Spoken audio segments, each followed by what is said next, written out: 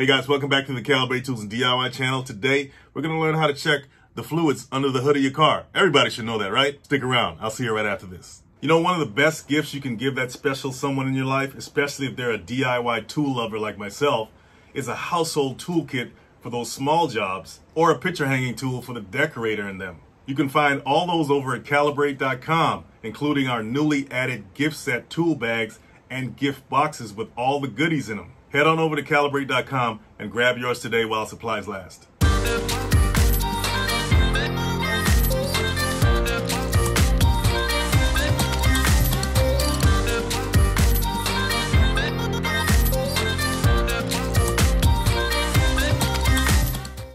All right, guys, especially you first timers, we're gonna learn how to check the fluids under the hood of your car, okay?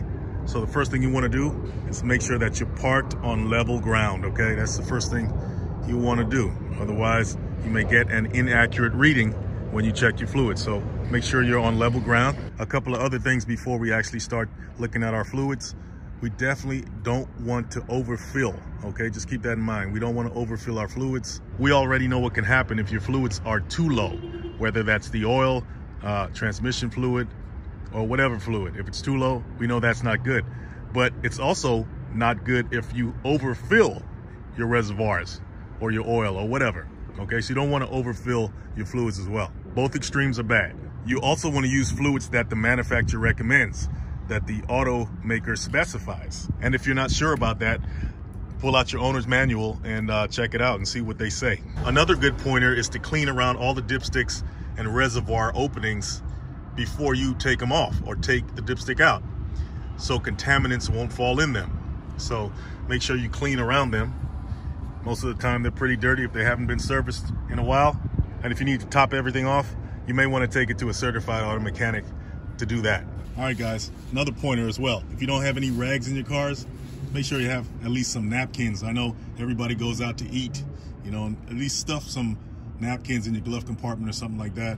A good amount of napkins, because every now and then you're gonna have to do some maintenance under the hood, and you don't want to get your hands dirty. So if you don't have, you know, some shop rags or something in the trunk or something like that, at least you got some napkins laying around to help you out, okay? So let's do a little bit of cleaning so we won't get any contaminants inside our reservoir when we take the cover off, or our dipstick opening as well.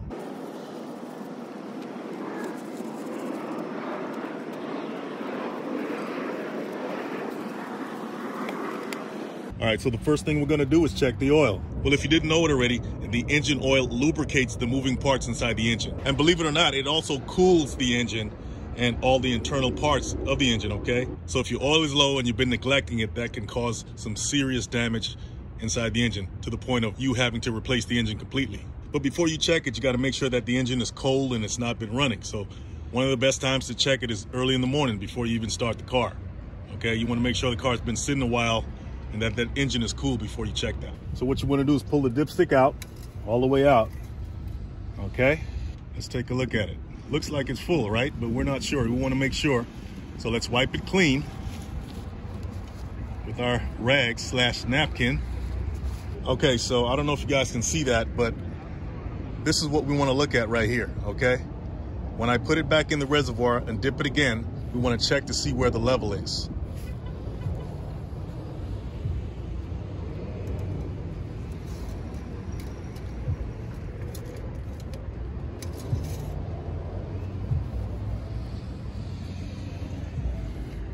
So if we look at it, we see that the oil comes up to right about there, right? Almost full. So we're good. Remember that this end of it, that's closer to the end of the dipstick, is the minimum mark. This top end of this area is the maximum mark. We want our oil to fall in between this area. And of course, the higher it is, the better it is. But we don't want it to exceed the maximum mark. Remember what I told you about overfilling? We don't want it to go past that. So it falls in between, so it's good. If it falls beneath the minimum mark, then, you know, for most cars, you may have to add a quart or so of oil to bring it back up to speed. So let's put that back in there. And also, if you notice, the oil is pretty, you know, clean. If it has that brownish look to it, right?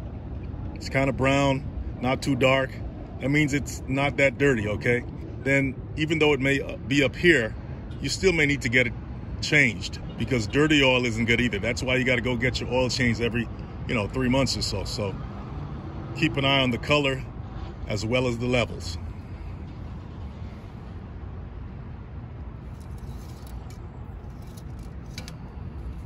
And when it's time to replace the oil, this is where it goes, okay? Now that's the cap, right, that you have to take off. It says engine oil. And if you notice under here, it says SAEOW20. So that's the specific type of oil or the viscosity of the oil that you have to put in this car, right? Just like every car, every vehicle requires a certain type of oil. So make sure that you know what type of oil you're putting in there.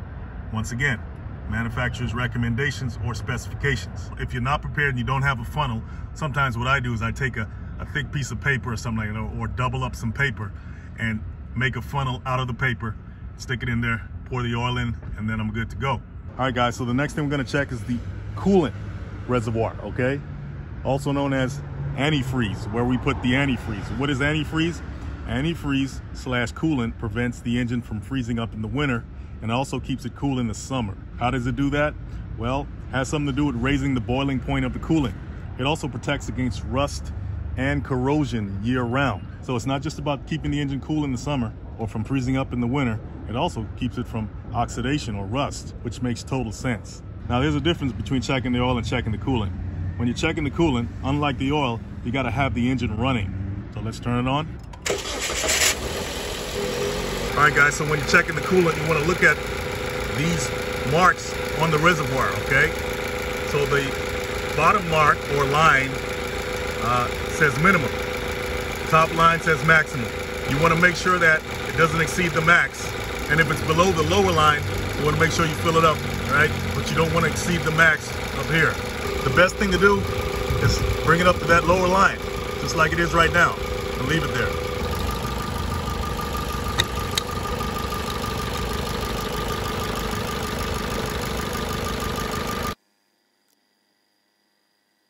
All right, now if you're wondering what that means, OAT coolant, MS12106, well, that's just telling you what type of coolant goes in there or antifreeze goes in there. OAT stands for Organic Acid Technology, and all that is that it has certain additives that make the coolant more acidic, and the acidity helps to stop corrosion or at least prevent corrosion from happening in the first place. Also, the OAT coolants have a longer lifespan than other coolants. Okay, so next on the list is the brake fluid, and that's the one right there with the yellow cap, okay? Now, what does brake fluid do? It uses hydraulic force to bring a car to a safe stop, but it also lubricates the hydraulic components in the brake system. All right, so let's check the levels here.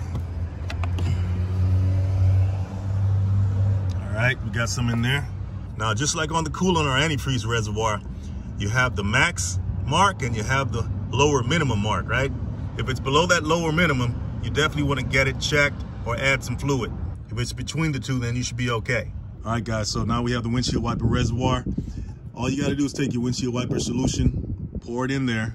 This one doesn't necessarily have marks on it that designate where you need to stop. Just fill it up until you can see it and you should be good. Now, you're probably wondering what happened to the power steering fluid or the transmission fluid. Well, this particular car has an electronic power steering system, so it doesn't take any fluid for that, right? And the transmission system is a sealed system, so you're not going to see a reservoir under the hood for that either. That's under the car, okay? You got to take the transmission pan off, fill it up with oil and all that stuff. So, but if your car does have those reservoirs, you just follow the same protocol. You know, you find out where the maximum limit is and you find out where the minimum level is, and you know, you fill it up accordingly. All right, first timers, if you didn't know, now you know. See you guys next time.